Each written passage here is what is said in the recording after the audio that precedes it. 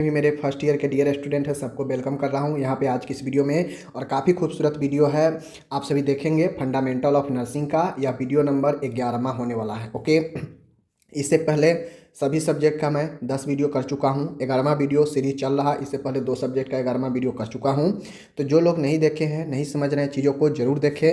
मैं ये चीज़ जानता हूँ कि जैसे ही एग्ज़ाम का जो है अनाउंसमेंट होता है, जैसे ही एग्ज़ाम का डिक्लेरेशन होता है कि एग्ज़ाम होने वाले हैं, तो लोग जो है धड़फड़ करके पढ़ने लगते हैं, लेकिन फिर वहीं पर गड़बड़ाते हैं। और अभी से अगर आधा घंटा 1 घंटा डेली दिया जाए तो मैं कहता हूँ पूरे नर्सिंग में एकदम मास्टर बन जाएंगे। जी हाँ, मेरा एक्सपीरियंस पिछले 3-4 सालों का बता रहा है कि डेली अगर आप आधे घंटे पौन घंटे अगर आप नर्सिंग के पढ़ाई पर देते हैं, तो या किसी भी माध्यम से दीजिए, सेल्फ स्टडी कीजिए या मेरे द्वारा जो वीडियो बनाया जाता है उसको समझिए, सुनिए, देखिए, या फिर आप कहीं से भी पढ़िए। अगर डेली आप आधे घंटे देते हैं तो मैं गारंटी के साथ कह सकता हूँ आप नर्सिंग का मास्टर बन सकते हैं। ठीक है, लेकिन स्टूडेंट गड़बड़ा जाते हैं, कोई कहीं जॉब कर रहा है, कहीं कुछ तैयारी कर रहे हैं, कहीं कुछ कर रहे हैं, और वो इसको जो है इग्नोर करते हैं। सोचते हैं कोर्स हो जाएगा, जॉब तो कहीं हो ही जाएगा, लेकिन भेंट होता है। आज के समय में आप लोग देखते हुए कितना ज़्यादा नर्सिंग में लोग एडमिशन ले रहे हैं।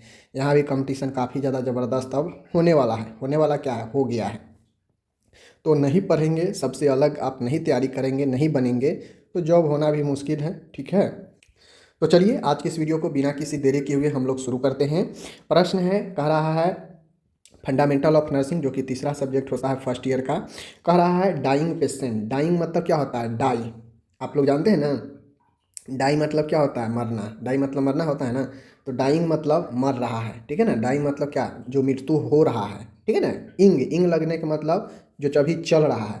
तो डाइंग मतलब, डाइंग पेशेंट मतलब मरने वाला मरीज, या जो पेशेंट अभी मरने के एकदम रास्ते पर चल पड़ा है, वैसा मरीज। ठीक है, इसीलिए इसे मरनासन मरीज कहते हैं। मरनासन मरीज क्यों कहते हैं? मर नासन यानी मरने के जो आसन में प्राप्त कर चुका हो, जो मरने के रास्ते पर चल चुका हो, उसी को मरनासन यानी मरने के आसन पर हो। ठीक है, अभी वो मरा नहीं है, मतलब वो उसका समय नज़दीक है, उसके बारे में कर रहा है। ठीक है ना, यानी मृत्यु के निकट, समझ जाए।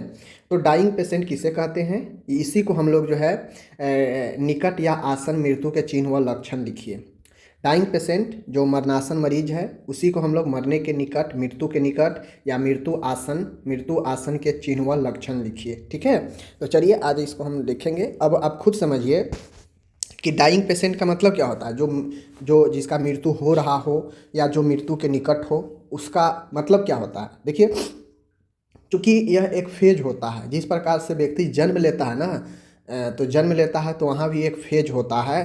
पहले बच्चा का जो है भ्रूण जो है गर्भ में पलता है, फिर वह भ्रूण धीरे धीरे विकसित होकर जन्म लेता है बालक के रूप में, शिशु के रूप में, फिर वो धीरे धीरे आगे बढ़ता है। तो चूँकि जन्म लेना भी एक फेज में होता है, अवस्था स्टेजेज होता है, तो मरना भी कहीं ना कहीं यह एक अवस्था होता है। डायरेक्ट जो है कोई व्यक्ति अचानक से जो है, जो मृत्यु होता है या कोई भी मृत्यु होता है, जो है वह एक अवस्था होता है। जैसे किसी को एक्सीडेंट भी हो जाए और उसको तत्काल इमीडिएट अगर वहाँ पे ट्रीटमेंट कर दिया जाए तो व्यक्ति बच सकता है, लेकिन अगर 10 सेकेंड 20 सेकेंड भी अगर थोड़ा सा भी अगर डिफरेंस हो गया उसके बचाने में, तो मृत्यु हो जाता है। तो कहीं ना कहीं अवस्था मरनासन सबके साथ होता है, सबके साथ जीवन के लास्ट में यह आता ही है। तो इस अवस्था में जो भी मरीज चले जाते हैं मरने के निकट, यह अवस्था में मरीज अपनी मृत्यु के निकट पहुंच जाते हैं। ठीक है, मरनासन चूँकि यह एक अवस्था है, फेज है, जहाँ पे जो भी रोगी होते हैं, जो अपने जीवन के आखिरी क्षण जी रहे होते हैं, निकट पहुंच जाते हैं मृत्यु के, उसी को हम लोग डाइंग पेशेंट कहते हैं। ठीक है, एवं मरीज की स्थिति बहुत ख़राब हो जाती है। अब जो डाइंग मरने वाला पेशेंट होता है, देखिएगा कि इसमें मरीज का, अब ये अलग की बात है कि हॉस्पिटल से ले गए, ठीक हो गया, डिस्चार्ज हो गया, और रूम घर पर जाके डेथ कर गया, ऐसा होता है कई बार। तो वो सब अलग की सिचुएशन है, लेकिन नॉर्मल तरीके पर जो पढ़ा जाए कि नॉर्मल जो डेथ होनी चाहिए, तो नॉर्मल डेथ एक अवस्था में होता है। जैसे जैसे व्यक्ति निकट जाएगा, मृत्यु का समय नज़दीक आते जाता है, निकट जाता है, वैसे ही व्यक्ति का स्थिति और ख़राब हो जाता है। ठीक है, उसके शरीर में अधिक परेशानियां उत्पन्न हो जाते हैं। जब व्यक्ति अपने लास्ट सिचुएशन में जी रहा होता है, मरने के सिचुएशन में होता है, निकट होता है, तो उसके बहुत सारे शरीर में परेशानियां होने लगती हैं। उसका जीवन कुछ दिनों या घंटों का शेष बच जाता है। डाइंग पेशेंट कहने का मतलब है जो मरने के एकदम निकट हो, जिसका मरने का जो समय हो कुछ दिन से लेकर कुछ घंटों चंद मिनटों तक भी हो सकता है, समझ गया। उसके बाद मरीज की कभी भी मृत्यु हो सकती है। अब ये जो डाइंग पेशेंट होता है, मरणासन या मरने मृत्यु के निकट जो मरीज होते हैं, वैसे मरीज का जो समय होता है मृत्यु का, वह कुछ दिन से लेकर कुछ घंटों तक जो है होता है, समझ गए। आधे घंटे, 1 घंटे, 2 घंटे, 4 घंटे, 1 दिन, 2 दिन। नहीं देखते हैं कि जब ऐसा सिचुएशन व्यक्ति का खराब होने लगता है, व्यक्ति जब मरने के बहुत ज़्यादा निकट आ जाता है, मतलब उसका स्थिति बहुत खराब हो जाता है, जीवन के आखिरी पड़ाव में रहता है, तो देखते होइएगा कि डॉक्टर बोल देते हैं कि ये बहुत कम समय है, अब ये अपने निकट आ चुके हैं मृत्यु के, तो जिनको आपको मुलाकात करवाना है, ये करवाना है, आप करवा सकते हैं। ऐसा होता है ना, तो वही चीज़ें हैं। इस अवस्था में मरीज की हृदय गति अथवा शरीर के सभी जो वाइटल ऑर्गेन होते हैं वह कार्य जो है रुकने का समय आ जाता है, अतः मरीज अपनी अंतिम सांस ले रहा होता है, ठीक है।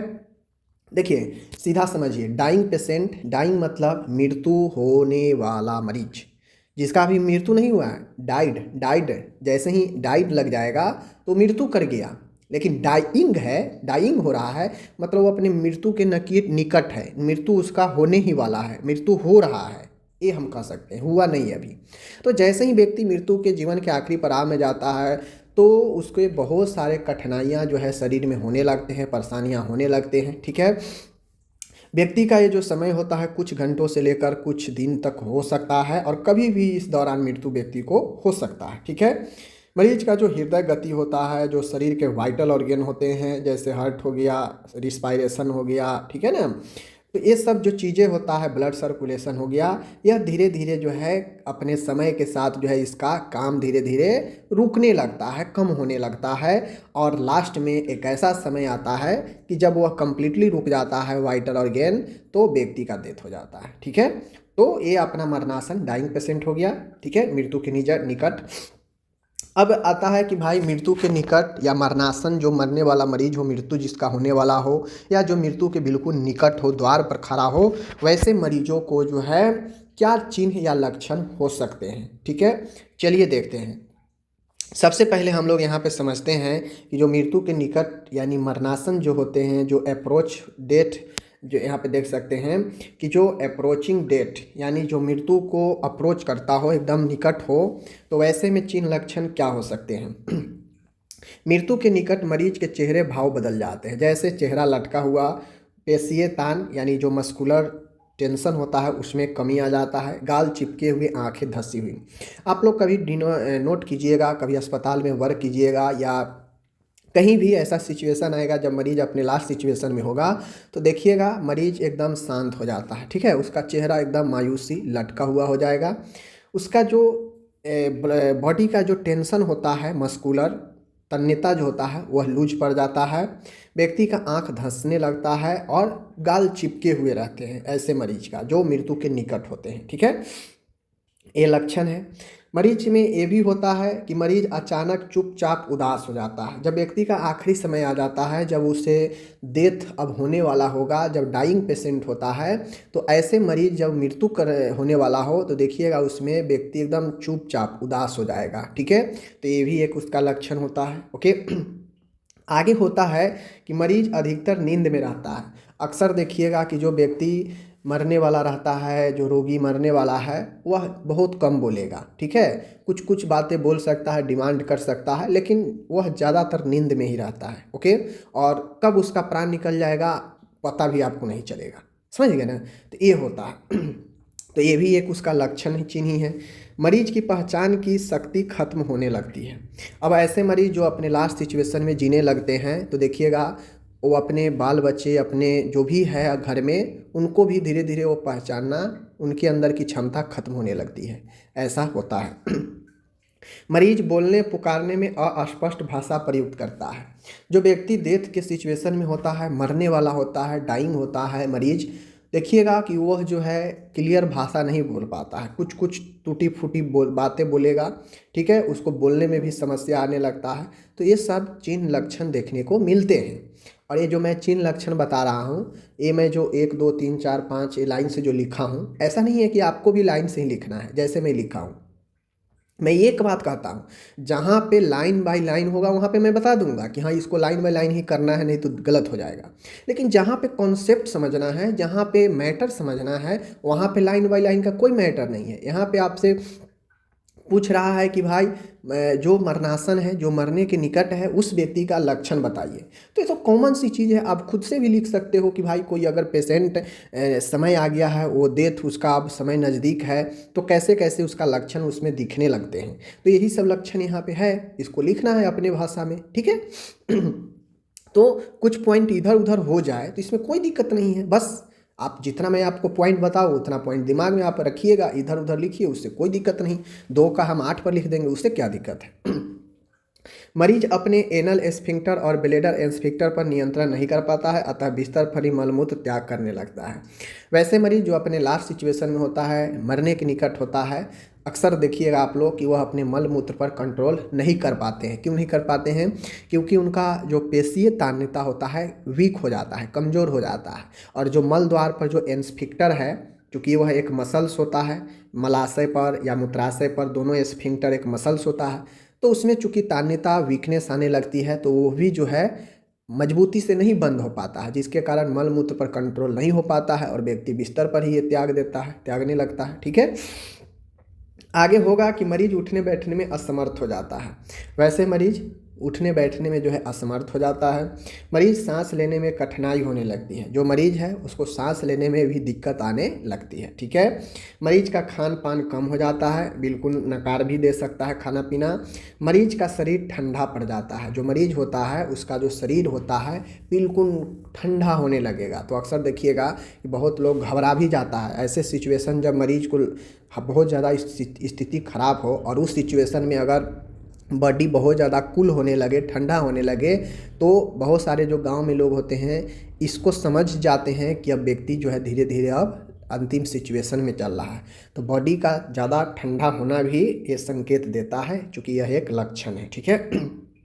आगे है, मरीज की आवाज़ धीमी हो जाती है एवं धीरे धीरे बंद हो जाता है। जब व्यक्ति डेथ होने लगता है, व्यक्ति का मृत्यु होने वाला होता है, तो उस सिचुएशन में आवाज़ जो है धीरे धीरे कम हो जाती है और यूँ कहे तो बंद हो जाती है, ठीक है।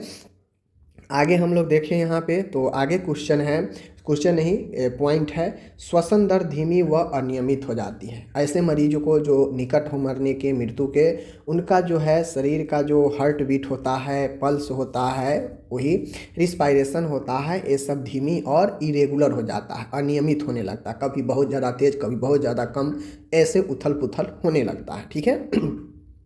नेक्स्ट है, मूत्राशय का फूलना, मूत्र का असंयम होना, मूत्रीय अवधारणा आदि स्थिति उत्पन्न हो जाती है। और ऐसे मरीज में जो ब्लैडर मूत्राशय होता है वो फूलने लगता है, मूत्र पर कंट्रोल नहीं हो पाता है, इनकॉन्टिनेंस हो जाता है, मूत्रीय अवधारणाएं आदि स्थिति जो है आपको उत्पन्न हो जाते हैं। और ये तो मैं 13 पॉइंट आपको बताया, आप और भी दिमाग लगा के और भी पॉइंट लिख सकते हैं, और भी क्या लक्षण दिख सकते हैं एक मरीज के अंदर, ठीक है। वो सारे चीज़ को आप यहाँ पे इंक्लूड कर सकते हैं। बस मरणासन पूछे, मरने के निकट, डाइंग पेशेंट के बारे में पूछे लक्षण, तो सीधा ध्यान में रखना है कि व्यक्ति अपने लास्ट जीवन के सिचुएशन में है, मरने के नज़दीक है, ना कि अभी मृत्यु हुआ है, ठीक है। इस चीज़ को ध्यान में रखना है। तो ये सारे चीज़ मैंने पॉइंट बता दिया, आपको समझा भी दिया। अगर आपसे और भी पॉइंट बने तो आप इसको क्लियर कर सकते हैं, ठीक है। आगे बढ़, अब यहाँ पे नेक्स्ट क्वेश्चन हमारा यहाँ पे आ चुका है कि मृत्यु के बाद शरीर की देखभाल। ये तो उससे पहले जो क्वेश्चन हम देखे हैं कि मृत्यु हो रहे, यानी मृत्यु के निकट मरीज का चिन्ह लक्षण बताइए, ठीक है। लेकिन आपसे क्वेश्चन ये पूछ सकता है कि describe the care of body after death, यानी एक मृत पड़े बॉडी का, एक मृत बॉडी का यानी डेथ बॉडी का आप देखभाल कैसे करते हैं, इसको समझाना। चूँकि आप नर्स हैं, पेशेंट भर्ती है, और ऐसा नहीं है कि सब पेशेंट ठीक ही हो जाता है कंप्लीट, कुछ का डेथ भी हो जाता है, तो उसको भी देखभाल आपको ही करना पड़ता है। ऐसा नहीं कि उसको हम छोड़ देंगे तो उससे और सारे पेशेंट होते हैं, उनको घबराहट बेचैनी आ जाएगा उसको देखकर, तो आपको भी देख रेख बॉडी केयर को करना पड़ेगा डेथ आफ्टर डेथ। तो कैसे करेंगे, देखभाल को समझाना है, ठीक है। चलिए अब यहाँ पे देखिए, व्यक्ति के मृत्यु के बाद शरीर के देखभाल निम्न प्रकार करनी चाहिए। अगर किसी का डेथ हो जाता है, मृत्यु हो जाता है, तो उसके बाद जो है हम लोग कैसे देखभाल करेंगे, इस चीज़ को चलिए हम लोग समझते हैं। ये पूछता है कि बॉडी के care of after death of patient यानी मरीज के जो डेथ होने के बाद जो देखभाल होता है उसको बताना है, ठीक है ना। तो एक बॉडी का आप देखभाल कैसे करेंगे। मरीज की मृत्यु की घोषणा चिकित्सक द्वारा प्रमाणित की जाती है। कोई भी मरीज का डेथ हो जाता है तो हो सकता है मरीज बेहोश हो जाए और लोग समझ ले कि इसका डेथ हो गया है, ठीक है ना। हड़बड़ाहट में होता है ना ऐसे। देखिएगा बहुत लोग जो है रोने लगता है कि अब ये चला गया, लेकिन जब डॉक्टर आते हैं देखते हैं तो कहते हैं चुपो चुपो कुछ नहीं हुआ, ऐसे इसे मतलब कुछ अलग प्रॉब्लम है, ठीक हो जाएगा, और व्यक्ति जिंदा रहता है। तो कभी भी सर्टिफाइड जो है एक डॉक्टर जो है प्रमाण पत्र जो है प्रमाणित करते हैं कि हाँ इस व्यक्ति का डेथ हो चुका है, ठीक है। पहला पॉइंट देखभाल में यही है कि डॉक्टर को सर्टिफाइड करना पड़ता है कि हाँ इनका मृत्यु हो चुका है, पहला यही होगा, ठीक है। दूसरा, मरीज की मृत्यु के बाद चिकित्सक द्वारा मृत्यु का प्रमाण पत्र तैयार किया जाता है। आप लोग देखते होइएगा अस्पताल में जहाँ पे डेथ होता है वहाँ से मृत्यु प्रमाण पत्र मिलता है ना। तो ये जो है चीज़ें तैयार की जाती है। आगे है, प्रमाण पत्र पाने के बाद मरीज के शरीर को घर ले जाया जा सकता है। जो डॉक्टर होते हैं वो सारे उसका जो है हैंड ओवर मरीज को कर देते हैं, ठीक है। उसको सारे प्रक्रिया करने के बाद जो है जो मरीज होते हैं उसको शरीर को घर ले जाया जा सकता है, ठीक है। मृत शरीर को नीचे से ऊपर तक चादर से ढक देना चाहिए। जब भी व्यक्ति का डेथ हो जाए या हो जाए, घोषणा हो जाए, डॉक्टर बोल दे कि हाँ डेथ हो गया है, तो मरीज को नीचे से लेकर ऊपर तक पूरे कपड़ा जो भी हो उससे ढक देना चाहिए, ठीक है। क्योंकि आसपास बहुत सारे लोग होते हैं, उसको देखने के बाद बहुत सारे मन में ख्याल सोचने लगते हैं, तो उससे और बारे मरीज घबरा जाते हैं, तो ढक देना चाहिए। यदि मरीज की आंखें खुली रह गई हो तो उसे बंद कर देना चाहिए। बहुत कंडीशन में होता है कि मरीज डेथ कर गया, आंख जो है उसका निकल गया बाहर, तो उसकी आंखों को बंद कर देना चाहिए, ओके। आगे है, मृत शरीर को पीठ के बल सुपाइन पोजीशन में लिटा देना चाहिए। हमेशा देखते होइएगा अक्सर लोग कहते हैं कि चित्त के बल मुर्दा सोता है, कहता है ना। तो जो मृत शरीर होता है उसको ठीक सुपाइन पोजीशन पीठ के बल में लिटा देना चाहिए, ओके। आगे है, मृत्यु के बाद सारी नलिकाएं आदि बंद कर देनी चाहिए, जैसे राइस ट्यूब, ऑक्सीजन ट्यूब आदि। अगर मरीज आपके ट्रीटमेंट चल रहा हो, इमरजेंसी में हो, तो उसको सारे चीज़ लगे होते हैं, ऑक्सीजन वगैरह, राइस ट्यूब वगैरह, सलाइन वगैरह सब चीज़ लगा हो सकता है, तो इन सारे चीज़ों को तुरंत बंद कर देना चाहिए, क्योंकि उसका कोई फ़ायदा है ही नहीं, ठीक है। आगे है, यदि नकली दांत लगे हो तो निकाल दे। मरीज का मृत्यु हो गया है और अगर वह जो है आर्टिफिशियल जो टूथ आता है, दांत आता है उसको अगर लगवाया है तो उसको निकलवा देना चाहिए, ठीक है। आगे है, नाक व कान में रुई लगाना चाहिए। नाक और कान में रुई लगा देना चाहिए, ये सब प्रोसीजर होता है। शरीर पर लेबल लगाना चाहिए ताकि मरीज की पहचान की जा सके। अब चूँकि अस्पताल में होता यह है कि कोई दूसरे मरीज के साथ इसका हेर फेर ना हो, तो एक लेबल लगा देते हैं कि हाँ ये मरीज है जिसका डेथ हो चुका है, ओके। आगे है, मृत्यु की प्रमाण पत्र की एक कॉपी स्थानीय अधिकारी को भेजनी चाहिए। अस्पताल में डेथ हो जाए तो जो डॉक्टर प्रशासन होते हैं वो अपने तरफ से एक कॉपी अस्पताल में जो है स्थानीय जो अधिकारी होते हैं उनको भेजना चाहिए, ताकि आगे की कार्रवाई जो भी हो प्रोसेस वो किया जा सके, ओके। आगे है, यदि मृत्यु किसी दुर्घटना या आत्महत्या की वजह से हुई हो तो कानूनी अधिकारी को इसकी सूचना देनी चाहिए।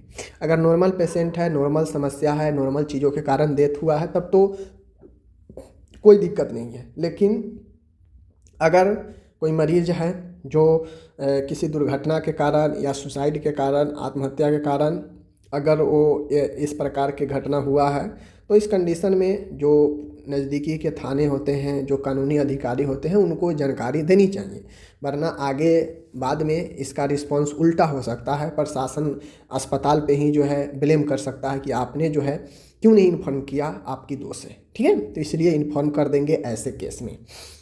यदि संक्रामक बीमारी की वजह से मृत्यु अगर हुई हो तो बीमारी फैलने से रोकने के लिए विशेष देखभाल करनी चाहिए, ओके। तो ये सारे चीज़ें हैं। आगे कह रहा है यहाँ पे कि मृत्यु शरीर से सारे आभूषण निकाल देनी चाहिए। अगर मृत्यु हो गया है तो जितने भी उसके बॉडी पर ज्वेलरी है उस सब को निकाल देनी चाहिए, ठीक है।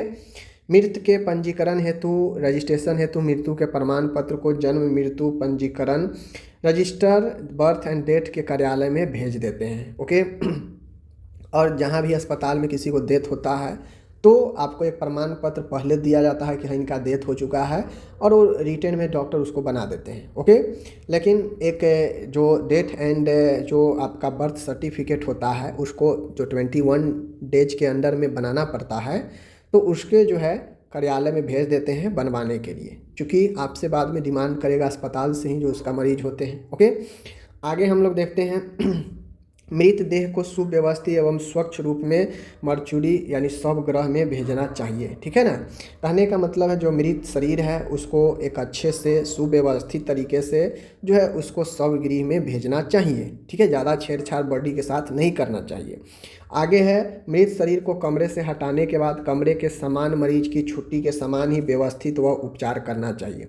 जिस प्रकार से एक मरीज डिस्चार्ज हो जाता है, बेड खाली हो जाता है, रूम खाली हो जाता है, उसी प्रकार से अगर किसी का डेथ हो जाए वहाँ पे तो उसी प्रकार से यहाँ भी उस रूम को ट्रीट करना चाहिए, सही से करना चाहिए, उपचार करना चाहिए, स्टरलाइज का ख्याल रखना चाहिए। ठीक है, मृत शरीर को स्नान करवाकर बालों में कंघी करके स्वच्छ वस्त्र पहनाकर भेजे तथा समस्त छिद्रों द्वारा रुई से गोले लगाकर बंद करें ताकि दैहिक स्राव बाहर ना आ सके। ठीक है, कहने का मतलब है कि जो मृत कर जाते हैं उनको अच्छे से स्वच्छ स्नान करा के कंघी लगाकर कपड़े पहनाकर जो भी छिद्र खुले उसमें रुई लगा देना चाहिए ताकि उस छिद्र से शरीर से बाहर कोई जो है द्रव ना आ सके। ठीक है, ये चीज़ें होता है। अब इसमें कुछ और चीज़ें ध्यान रखने वाली होती है कि जो पैर हाथ होते हैं, चूँकि मृत के कुछ घंटे के बाद जो है बॉडी टाइट होने लगता है। ठीक है ना, तो टाइटनेस से बचाने के लिए सही पोजीशन में बॉडी को रखना ज़रूरी होता है,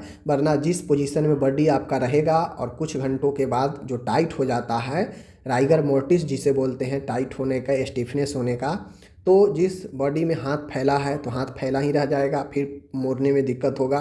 पैर फैला है तो फैला ही रह जाएगा। इसीलिए हाथ पैर को क्या करते हैं हम लोग, उसको मोड़ कर या साइड करके रख देते हैं एक सीध में, ताकि यह टाइट भी हो तो कोई दिक्कत ना हो। समझ गए चीज़ों को? तो इन सारे चीज़ों को ध्यान में हम लोग इसको देखभाल करते हैं। बाकी आपके मन में और भी ख्याल आ जाए कि भाई किसी का मृत्यु हो गया है तो उसके बॉडी को और कैसे हम लोग देखभाल करेंगे, तो ये चीज़ें जो है वहाँ पे करनी चाहिए। ठीक है ना, तो ये चूँकि देखभाल है, मृत के बाद बॉडी का देखभाल है। अब तो वो व्यक्ति जिंदा है नहीं कि आप उसको खाना देंगे, भोजन देंगे, दवाई देंगे, उसको मैनेजमेंट करेंगे और चीज़ का, बस उसके बॉडी को देखभाल करना है, सही सलामत कैसे रखा जाए, किस पोजीशन में रखा जाए, कैसे उसका जो है अस्पताल से बाहर जाएगा, क्या होगा नहीं होगा, कब क्या प्रोसेस करना चाहिए मृत्यु के बाद, सारा चीज़ आप इसमें लिख देंगे उसके बॉडी के देखभाल में। तो ये आपका हो गया यहाँ पे समापन। ठीक है, तो इस प्रकार से मैंने यहाँ पे आपको बता दिया। ठीक है ना, तो बाकी आपकी इच्छा, पढ़िए, अच्छा रहेगा, नहीं पढ़िएगा आपकी मन, क्योंकि हम देख रहे हैं बहुत लोग जो है पढ़ाई से भाग रहे हैं। ओके, चलिए मिलते हैं अगले वीडियो में। धन्यवाद।